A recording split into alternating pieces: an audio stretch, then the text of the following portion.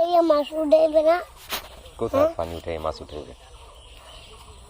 মাছ ওই খাওয়ার জন্য হুম সেই উঠাইবে না পানি হ্যাঁ করলে তুমি কি মাছ দেখতে আসছো? মা হ মেরিমা কই? উ উই দাদার কোলে দাদার কোলে কই? দাদার কোলে